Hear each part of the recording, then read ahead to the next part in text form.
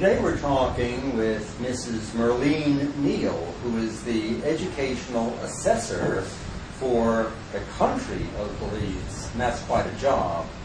She's going to tell us a little bit about her work, but first, Mrs. Neal, could you give us a little bit about your background, how you got to where you are now? How did you start out in education? Okay, in 1975, I was a very young teacher in rural Toledo, and a group of students from the only special school at the time, which is Stella Marie School, went on an educational tour down to Toledo. They stayed there for a couple weeks, and at that time, the principal came into my class and said to me, I have 4 children here. They're all deaf, so we would like to have them in your classroom. So I looked at her and I said, well, what? How am I going to work with them? She said, well, what are you here for? I said, to teach. So she said, well, go ahead and teach. And the children came into my class. I placed them in front because I know they wouldn't be able to hear me. I didn't know any sign language at the time, but I found ways of communicating with them. Okay? I put them with a pair. I used a lot of visuals and concrete stuff, a lot of manipulative, colorful objects. It went well, and at the end of their stay, she said, would you like to go to teach at a special school? I said, but I don't have any experience. She said, wow, you've proven yourself. So that's how it all began for me in special education. And from there you went to where? I came to Stella Marie School, where I How old were you? 18 years old. My word. Yeah. And I was given a class of deaf children, and we had in-service training at the school with the then principal. And that's how I began learning sign language and to communicate with the children. I fell in love with children who are deaf. I was fortunate enough that I was supposed to have gone into our teachers' college in Belize. But at the same time, the Dutch government was granting a scholarship to someone to go who was interested to go to Jamaica to study. So I was given a 3-year scholarship by the Netherlands government. So I went to Michael Teachers College, which offers courses, actually it's for special education. And my specialty was deaf education. So I did my 3 years. I came back to Stella Marie to work.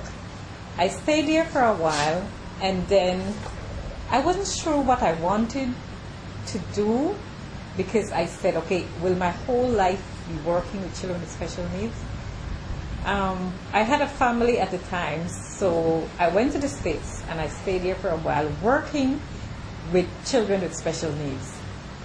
Then we had to come back home. So I went into a regular classroom just to try and see if special education was what I really wanted to devote my life to.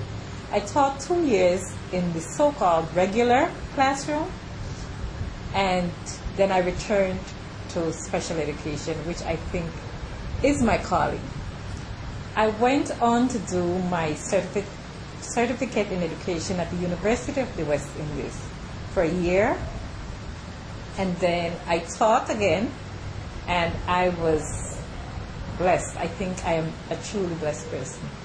I got another scholarship to go to the University of the West Indies, where I did a 2-year program, educational assessment. Then I returned here and I was given the job of educational assessor at the then Special Education Unit, which is now NARCI, National Resource Center for Inclusive Education. This is my job, and I love what I do. Could I ask you, what do you do? What is an assessor? Okay, we get referrals from teachers, from parents, from health centers, from medical persons countrywide. And so when the children are referred here, we have we have 3 forms actually that we complete.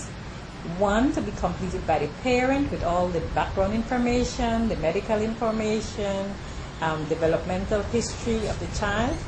And we have one to be completed by the teacher of the child if the child is in school. And the other one is by a medical practitioner. Once these 3 forms come in, I look at all of it, and then I give it over to one of the itinerant resource officers who go to the school where the child is to observe the child and, if possible, give immediate recommendations or tips to the classroom teacher. If we see that those suggestions are okay and the child is improving, then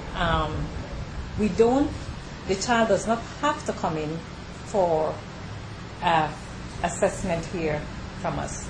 But if not, if we see that the teachers have worked together as a team within the class, within the school, and the suggestions still have not been assisting the child to a certain level, then the children come in here, I schedule an appointment, and we do an academic assessment. We do a vision screening to rule out that the child does not have a visual impairment. We do a hearing screening to rule out that the child does not have a hearing problem. Then we do an educational assessment. Reports are done with recommendations for each child. 3 copies are made, 1 for the parent, 1 for the school where the child is, and 1 is kept on our files. So we go to the schools, we do follow up to the schools after we've discussed the recommendations, the results of the findings with the parent. Then we go to the school and we do the same to assist the teachers on how to assist children in the regular classrooms and in the special schools. As I listen to you, it sounds like a monumental amount of work. It is, isn't it? It is. It's very challenging. It must be. But no 2 days are the same for me. And I have a passion for what I do. Well, you certainly communicate that. I know you personally, and I've talked with you.